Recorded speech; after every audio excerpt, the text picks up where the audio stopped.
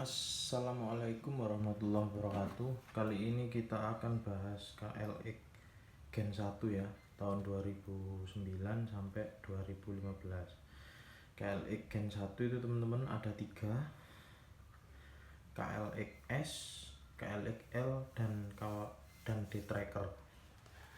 Nah, sekarang kita bahas perbedaan antara KLX-S dan D-Tracker. Perbedaan secara fisik ya, karena kalau kita lihat sama nih. Perbedaan pertama ya, kita bahas ini pertama warna itu kalau D-Tracker itu gelap, rangkanya gelap, blok mesinnya gelap. Kalau KLX itu silver. Tapi D-Tracker gen pertama juga warnanya itu gini, yang awal-awal D-Tracker itu, awal-awal keluar maksudnya, bukan gen pertama. Terus 2013, 2014, 15 itu gini. Kalau 2010 itu seperti ini, karena D-Tracker masuknya ke Indonesia itu 2010 teman-teman. Kalau KLX 2009. Saya ngomong gini ada datanya ya, nanti kita bedah datanya. Kita bahas ini dulu perbedaannya. Oke, perbedaannya itu tadi warna yang pertama, yang kedua jelas rodanya ya. Rodanya pakai ban off-road. Kalau KLX ukuran 16-19. Kalau D-Tracker pakai 14-14. Size-nya itu kalau D-Tracker 100/80, ring 14, velgnya 215 untuk depan, 120/80, ring 14 untuk yang belakang. Lebar velg 2,5 inch. Lalu untuk yang Kawasaki KLX itu ini ya,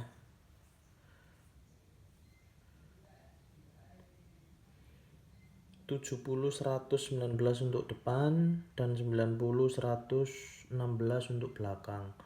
Lebar peleknya itu sebentar ya teman-teman, lebar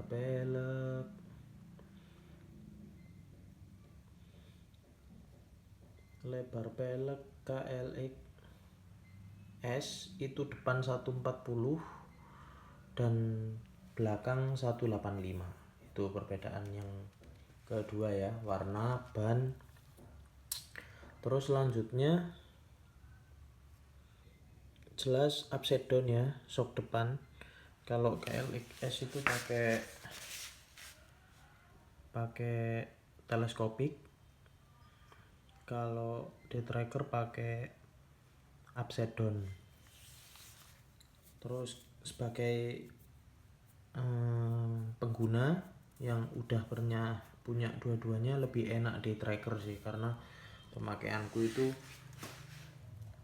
lebih sering ke jalan ya, meskipun jalan rusak kan nggak full off-road gitu ya, jadi enak D-Tracker. Tuh yang ketiga. Lalu yang keempat, spion teman-teman ya. Spionnya bulat kalau KLX. Kalau D-Tracker itu shape lancip gitu, modelnya bagus, mahal ini secondnya mahal ini spion D-Tracker. Lalu yang ke selanjutnya 1, 2, 3, 4, yang kelima itu spakbor depan teman-teman. Kalau KLX itu dia melengkung gitu ya, melengkung gini gitu ya kan. Kalau D-Tracker itu tajam, lurus. Nah, ini juga mahal nih spakbornya nih. Sekarang kan dipakai surek gitu, surek. Ini mahal juga spakbor, ini jarang orang notice sebetulnya, jarang orang notice ini spakbor. Lalu selanjutnya ada berapa tadi? 1, 2, 3, 4, 5. Lalu selanjutnya yang ke-6. Yang ke-6 kalau ini lebih, yang ke-6 itu ini teman-teman, final gear. Jadi ukuran gear belakang itu beda. Ukuran gear belakangnya kalau KLX S itu 44. Kalau KLX S karena dia ngejar torsi ya 44. Ini kita bicara yang gen 1 ya teman-teman.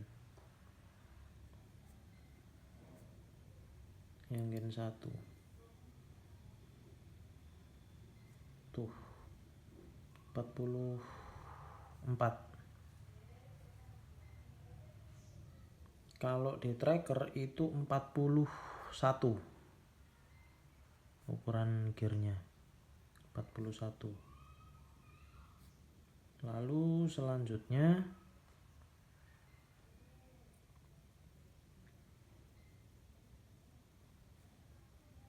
gearbox speedo itu beda secara part number ya, tapi nggak apa-apa, nggak begitu berpengaruh karena langkahnya beda ya, dan juga ya slow lah, nggak begitu berpengaruh. Udah itu perbedaannya. Jadi kita tadi udah sebutkan ya, yang pertama warna, yang kedua roda, yang ketiga shock depan, yang keempat spion, yang kelima spakbor depan, yang keenam adalah hitungan gear belakang. Panjang rantai juga mempengaruhi ya teman-teman, disesuaikan aja. Tapi formulasinya kalau ikut part number aku juga ada. Lalu ini yang paling penting teman-teman. Kalau Anda beli KLX, entah itu tipe apa aja, di STNK itu nggak disebutkan apakah itu D-Tracker atau KLX. Nah, perbedaan yang paling mendasar adalah di VIN nomor rangka atau akta ya teman-teman. Kalau KLX itu kodenya adalah KLXC.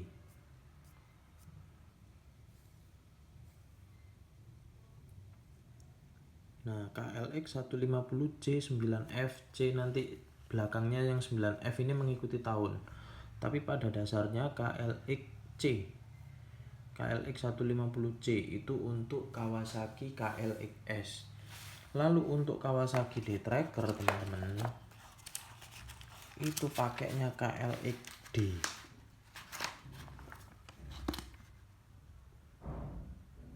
Nah, itu D-Tracker. Kalau nggak percaya ya dilihat belakangnya ini ya, dilihat stripingnya. Tuh stripingnya KLXD itu D-Tracker ya. Kalau KLX-C itu ya KLX itu.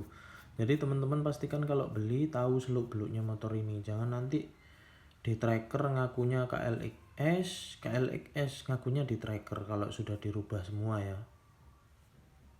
Tuh KLX. Kalau untuk KLXL itu KLXE. Jadi KLX Gen 1 itu ada 3 kan. Dari awal tadi sudah saya sebutkan, KLX S, KLXL, dan D-Tracker. Nah, kodenya adalah KLXC untuk KLX, KLXD untuk D-Tracker, dan KLXE untuk KLXL. Nah, sekian video ini, semoga menjelaskan. Saya ngomong ini ada dasarnya ya teman-teman. Ada kopian katalog, ada digital. Kebetulan saya koleksi lumayan. Jadi kalau teman-teman ingin main Orion bisa nanti kita sharing-sharing. Selanjutnya itu dulu, cukup ya untuk semua spare partnya sama. Next kita akan bahas perbedaan antara KLXS dengan KLXL. Apa aja sih yang mau dirubah kalau ingin convert gitu ya. Tapi kalau akta nggak bisa bohong ya, VIN ya gitu ya. Jadi meskipun kita tampilannya di tracker atau KLXL atau sebaliknya, akta itu nggak bisa bohong, VIN tadi ya.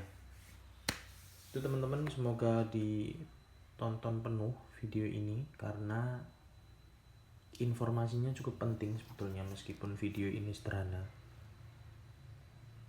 informasinya cukup akurat karena ada dasarnya. Nanti kalau ada pertanyaan silahkan ditulis di kolom komen. Terima kasih. Assalamualaikum warahmatullahi wabarakatuh.